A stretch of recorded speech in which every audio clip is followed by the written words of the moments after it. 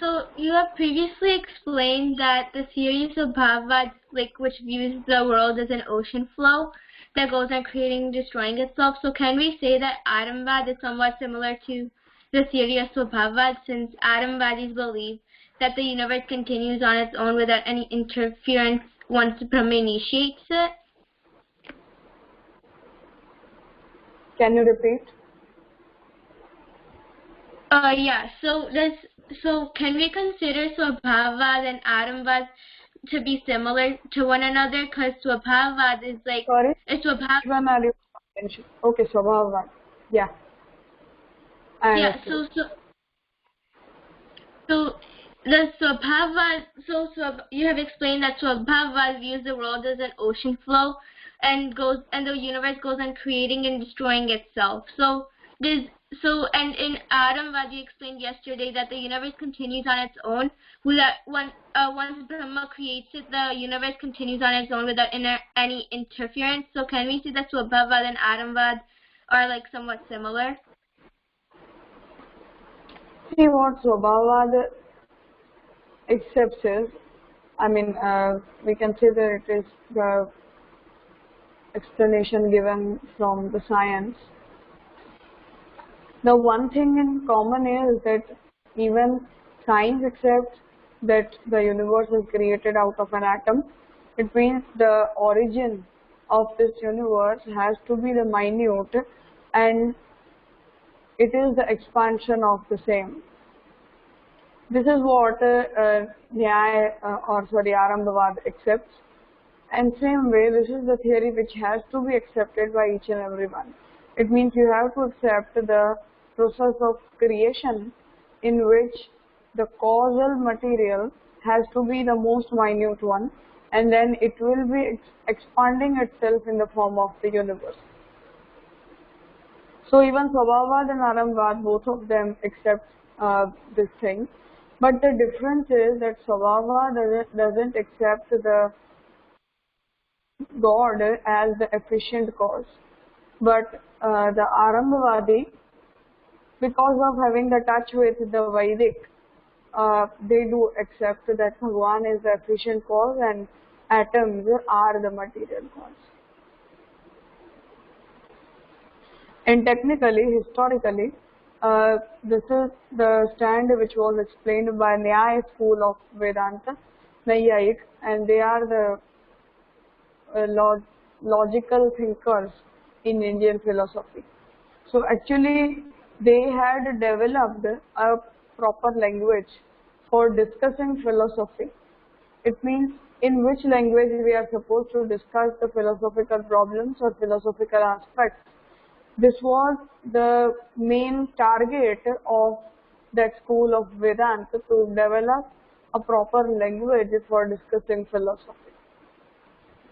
This was done by us before 3000 years, but the problem with the Western philosophy is that now they have realized that even they need a special terminology and a language for discussing philosophy.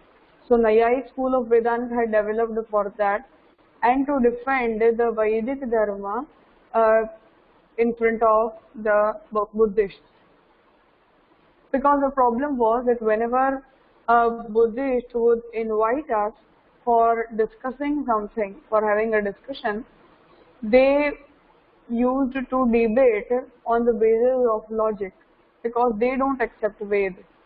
For example, whenever I have to prove something, or being a Vedic, when we are discussing Indian philosophy, then we are supposed to follow the Ved, and we provide the explanation from the Ved for proving or disapproving any of the things. But the problem with the Buddhists was that they were not accepting the Ved. They used to say that leave what Ved says, explain us logically. Now we didn't had that sort of pattern of thinking. So the whole Nyaya school of Vedanta had developed against Buddha to defend the Vedic Dharma, so that with the logical arguments and explanation, they can defend the Vedic Dharma and explain the Vedic philosophy. But later on, what happened was that they turned into an independent school of Vedanta, and even uh, they changed their philosophy a bit. So this is the main difference which I wanted to share. So what Swabhavad accepts is that there is no existence of God. It means there is no as such need of God. Now, in the Nyaya or in the Arambhavad, they do accept Bhagwan as the efficient cause. That's a different thing, that Mahaprabhuji doesn't agree with that. It means for Mahaprabhuji, if you are not accepting Brahma as the material cause, then it means that you are confining the form of Brahma.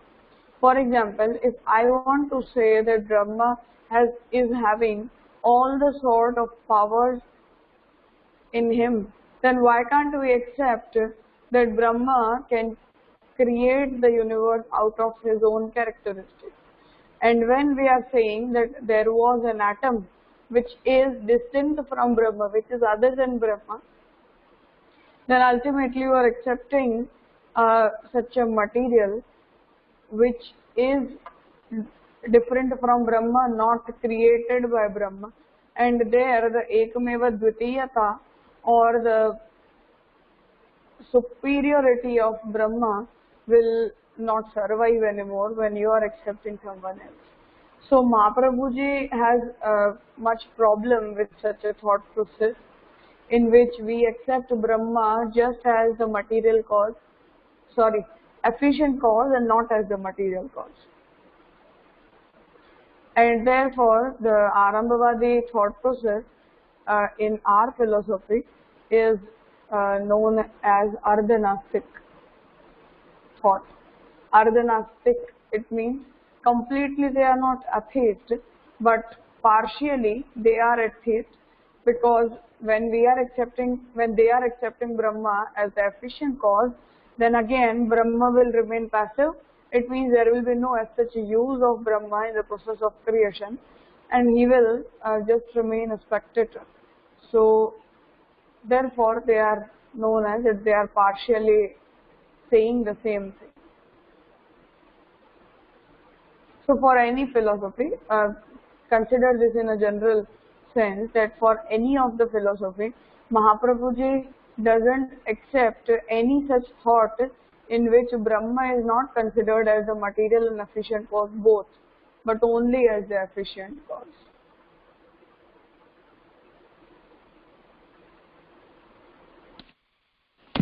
Okay, Ji Raja. So the main difference between Sabhavad and Aramvad, which is propagated by the Nyaya school of Vedanta, is that the Swabhava does not they don't think that there's any such need for God, like for Brahma, and then for Aramvad they at least consider Brahma as the efficient cause, and but Mahaprabhuji negates this theory of Aramvad, because if according to him, if you don't consider Brahma as a material cause, then you're Ardhanastic, and it is important for a person to consider Brahma as like the material cause, because that shows that he is necessary in the creation of the universe. But in Aramvad, Brahma is not like compulsory in the creation of the universe. See, the problem of not considering Brahma as the material cause, the Mahaprabhuji counters that what is the problem with the Brahma for being material cause? It means, why can't Brahma be a material cause? Is something lacking in Brahma that he cannot create the universe out of his own form or out of his own attributes? If there is nothing so, then what is the problem if we accept Brahma as the material cause also? That's what Mahaprabhuji counters. So when you are not considering Brahma as the material cause, then it means that you are feeling that Brahma is lacking some sort of power, because of which he cannot create the universe out of his own attributes. So if you are accepting that Brahma has some sort of lacking in him, then ultimately you are an atheist, you are an ascetic. And if you accept that Brahma is the superior one, he has all the sort of power, then what's the problem in accepting the Brahma as the material cause? This is what Mahaprabhuji counters.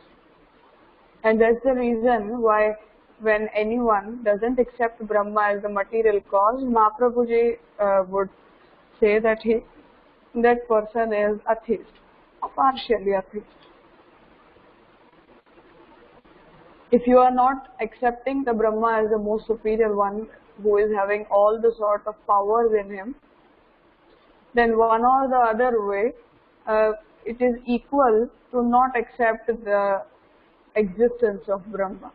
If he is not the superior most one, then what is the use of accepting his existence? What are you going to do? We cannot even worship him if you don't consider him as the most superior one. So if not, then accepting him and not accepting his existence will be ultimately the same thing.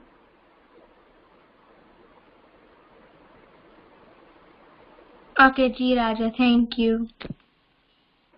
Yeah. Anyone else?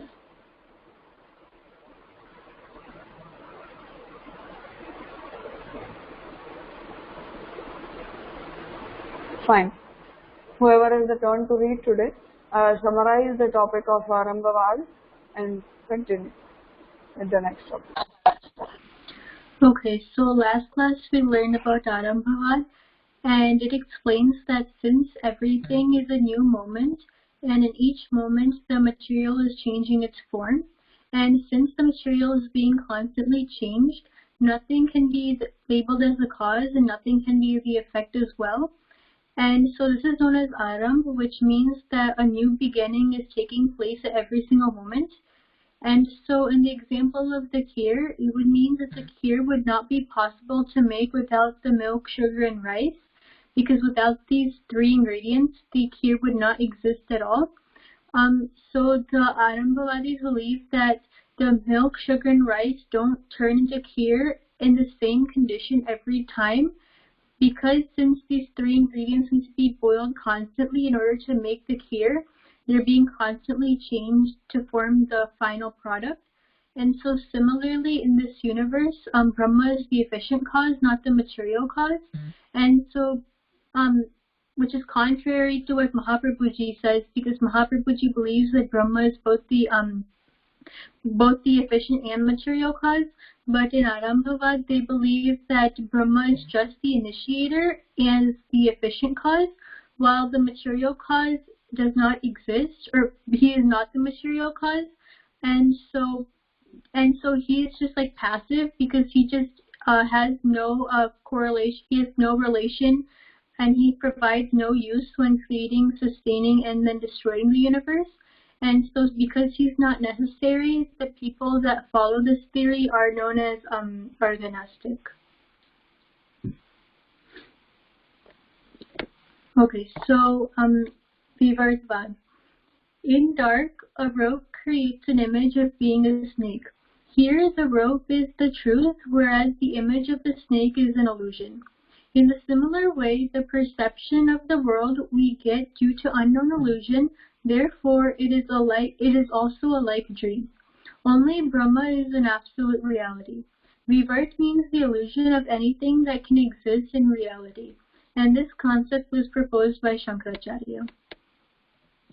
So to summarize, this theory says that it was proposed by Shankaracharya and it relates to Maya because it states that the world that we see around us is an illusion, which is known as Vivart, and Brahma is the only absolute reality.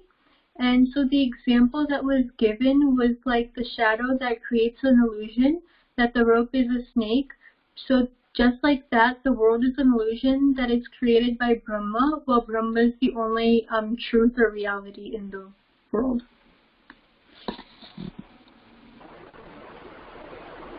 See, what Shankaracharya explains is that, for example, at night when we are moving somewhere, and suddenly a rope, we get a rope in our legs, and suddenly we touch a rope, we would feel that this is a snake and we will be afraid. So here Shankaracharya says that an illusionary snake is created in the rope at that very moment, and if there is if the rope we are not able to consider the rope, but there we are considering it as a snake, and therefore we are getting afraid. So Shankaracharya ji wants to explain that the rope is the reality, but in an illusionary creation of the snake is being created in the rope, and therefore we are getting afraid of it. Same way, what Shankaracharya ji explains is that when Brahma invites Maya on him, just try to understand this process very properly, because we won't need the thoughts of other philosophers, but Shankaracharya ji will be needed frequently. Wherever we understand the philosophical stand of Mahaprabhu ji, we will have to understand Shankaracharya ji at the same time there. So try to understand the thought process of Shankaracharya ji very properly and ask me if there is some doubt. So what Shankaracharya ji explains is that when Brahma invited Maya and Brahma are two different things. Maya is not created out of Brahma. As Brahma is not created by anyone, same way even Maya is not created by anyone.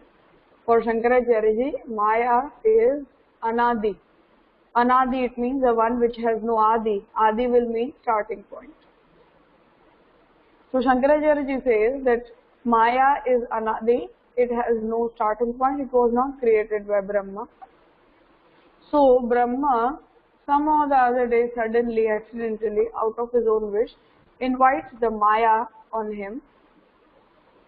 And when Brahma is imposed by Maya, in that condition, Brahma is called Maya Shabalit Brahma. Write it down. M-A-Y-A, Shabalit, S-H-A-B-A-L-I-T. Shabalit Brahma, B-R-A-H-M. So Maya Shabalit Brahma. This means that Brahma who is imposed by Maya.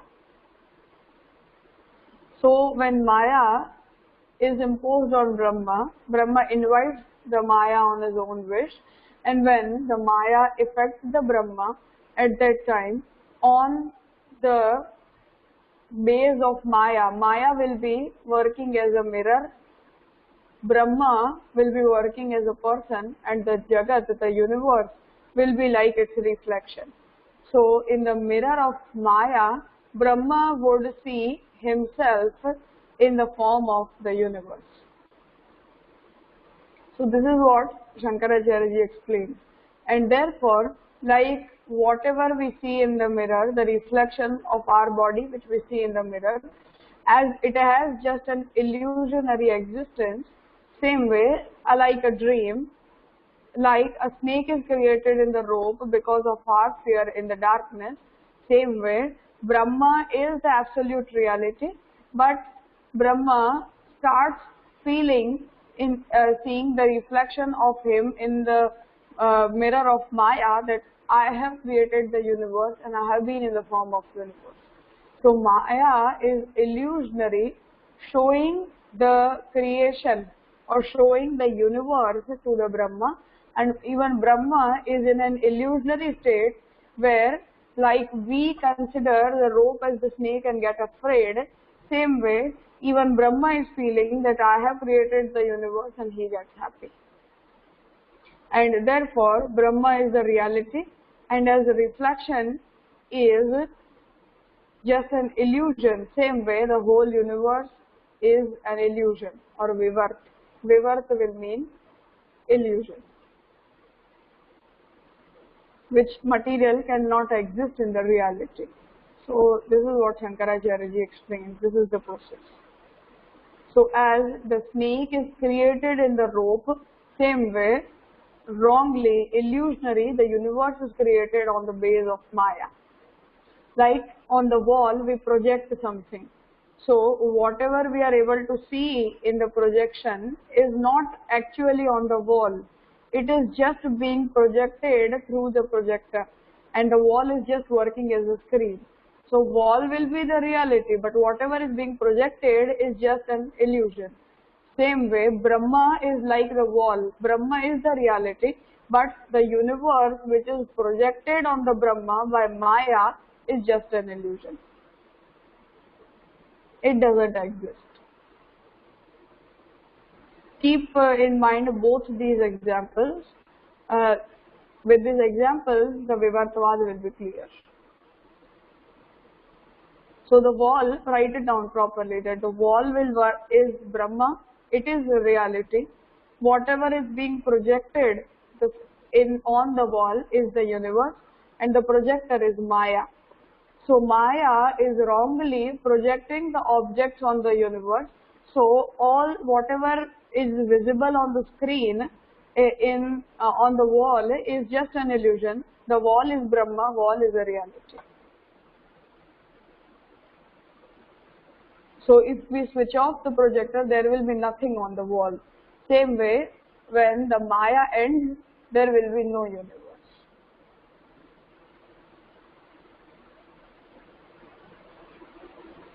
Is that clear?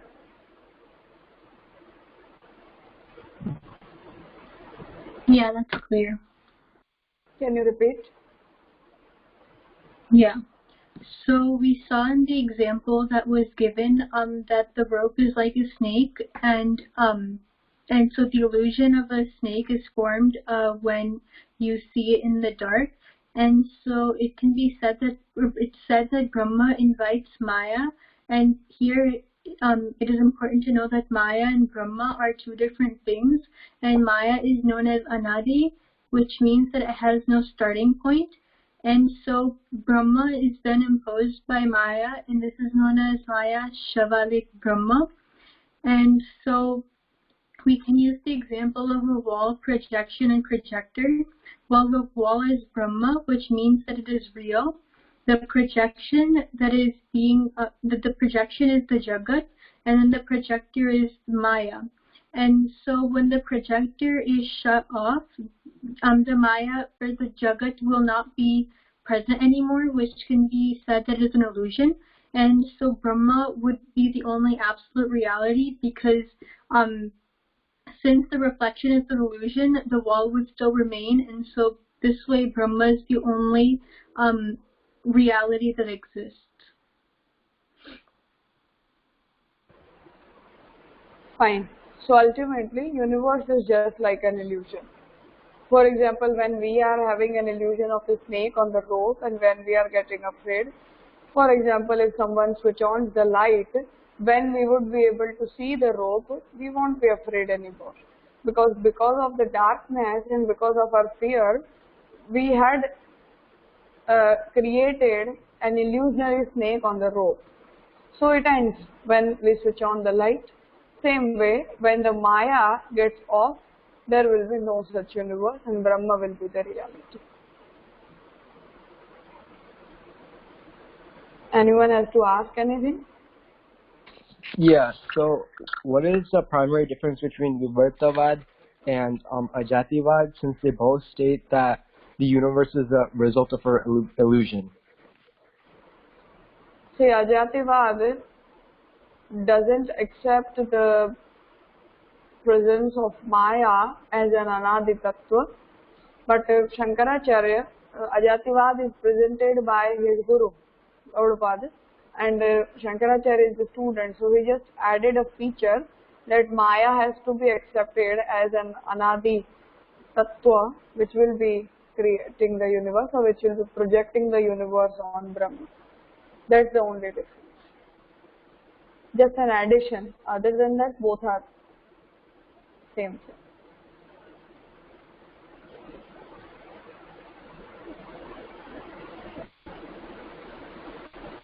Okay.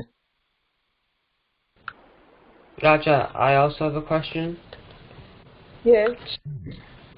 In in here it's Maya seems more powerful than Brahm because it makes Brahm see something that's not real. So it makes Brahm so weak. So why in this case Maya is more powerful than Brahm? So why is that?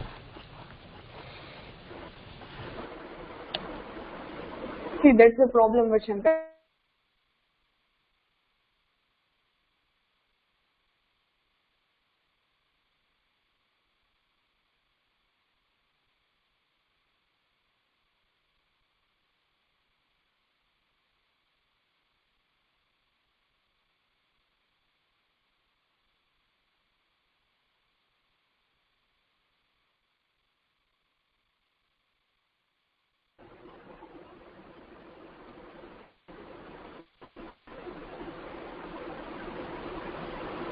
Are you all able to hear me? Yes. No. Gee Raja, now we can hear you.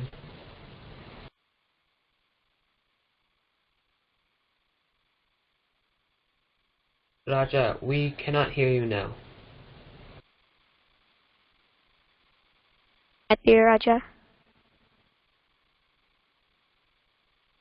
But you're frozen now.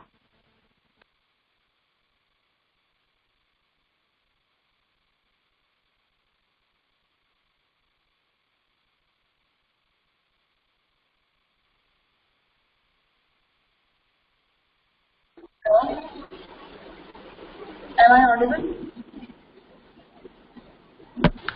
Yeah.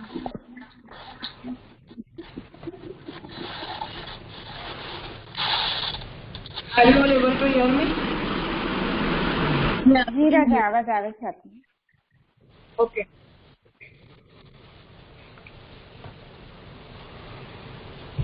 Shankaracharya doesn't confess that Maya is more powerful than Brahma. What he says is that as Maya cannot affect the Brahma on its own, but when Brahma invites Maya, only then the Maya will be affecting the Brahma. So this is how he tries to escape. But yeah, ultimately in his thought process, Maya is more powerful than Brahma. The same thing, that the same problem will be countered here, that can't Brahma create the universe without Maya? And why can't the universe be a reality? So compulsorily in the sort of process when we are saying that Brahma has to create the universe out of with the help of Maya only, and the Maya has to project the universe, then this is the helplessness of Brahma ultimately. And that's why Mahaprabhuji negates this thought. They try to give explanation, but yeah, it is not that useful. So Raja, the most important thing is that there can only be one entity, right? Which is Brahma. Yes, yes, yes, yes. So for us, from our side, we would, in our thought process, Maya is the Shakti of Brahma, the power of Brahma. So Brahma uses the Maya with his own wish. This is what Mahaprabhuji accepts, and for Shankaracharya, Maya is distinct and independent. It is a different entity from the Brahma and not the one.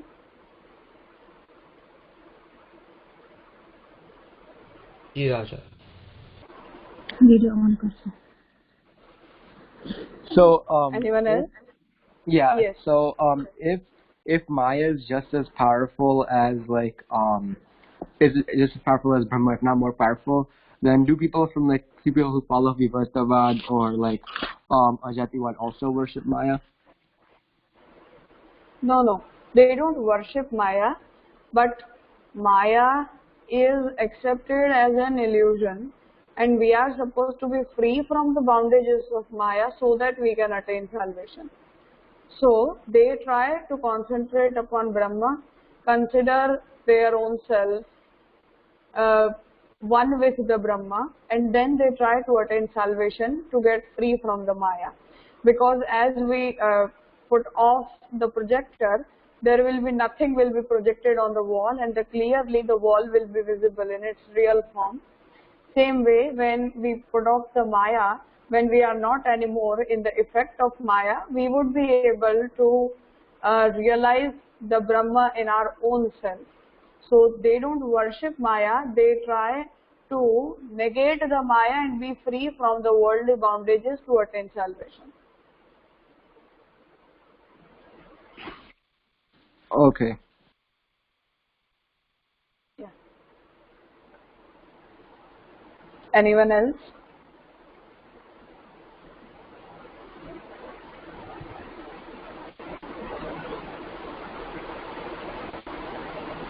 Fine. Then let us conclude here for today's session. We'll be continuing tomorrow. But I want to say that emphatically try to understand the stand of Shankaracharya properly.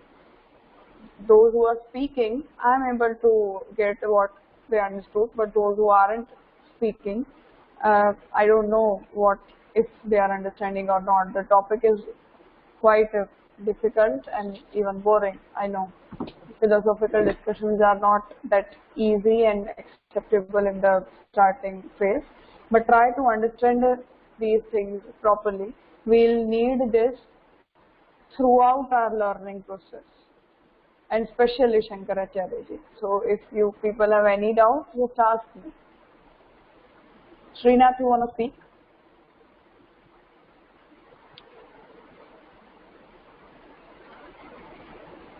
Raj, I had one more question. Yes.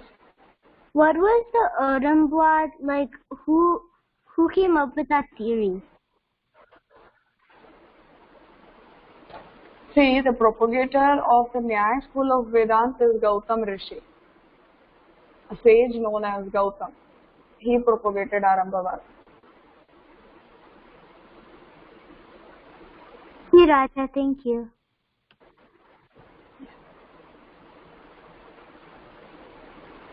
धन्यवाद प्रणाम राजा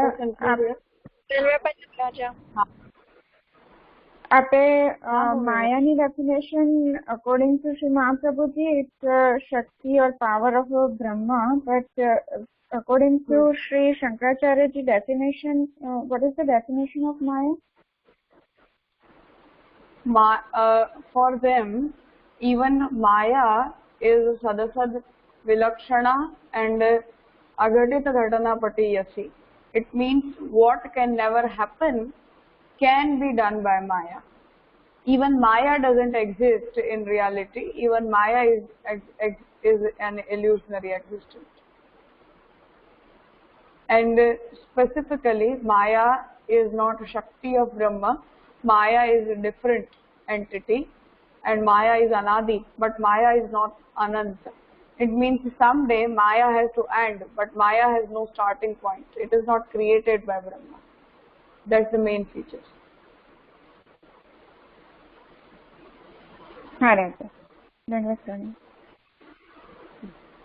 We'll be continuing tomorrow. Just ask me if any of you have any doubt regarding it.